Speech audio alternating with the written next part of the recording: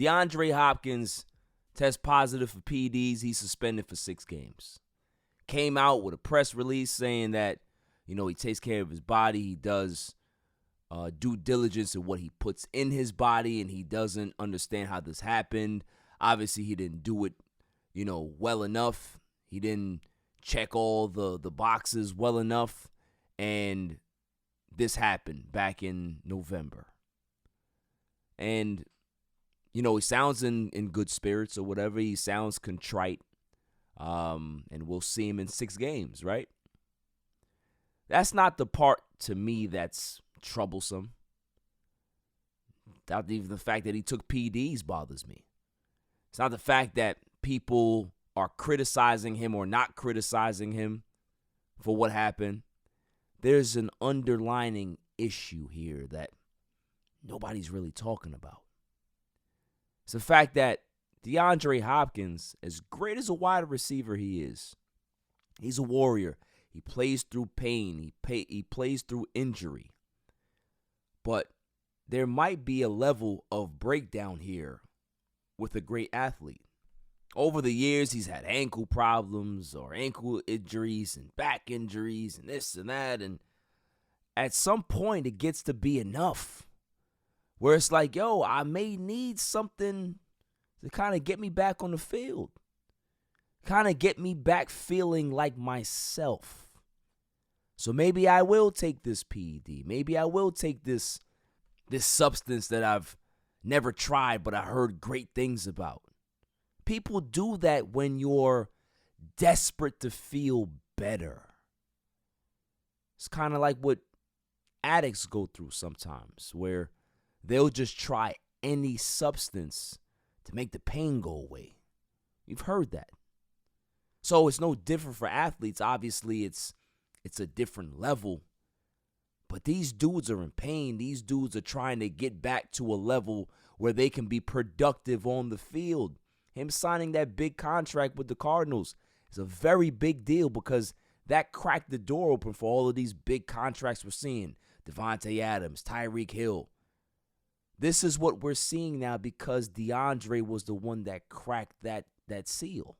But what a lot of people don't talk about with athletes is that when they get that big contract, they feel a lot more pressure to try these things and take these risks just to get back on the field or to make sure that their performance is at an all-time high level to warrant that contract that they got. Alex Rodriguez did it. Others did it. So it's multi-layered here that I see an athlete that might be desperate to maintain his status as a great receiver, one. But I also see a guy that might be really, really in pain and breakdown physically, and he's trying to get back that way too. So there's a lot of stuff that nobody's really talking about, but I'm going to talk about it here. I don't fault DeAndre Hopkins for doing it. I welcome that. Because if he's trying to maintain his livelihood and trying to get some years on the back end, do what you got to do. Because at the end of the day, the Cardinals, if they feel you're not productive, they will cut you, right? So that guaranteed money that you got, you'll get that. But all the other money that's out there that's floating around in football heaven, they'll keep that. And as a football player, as guys that are fighting for every dollar, you're not trying to give any of that money back. So you're going to do whatever you can do to get back on the field. So kudos to him.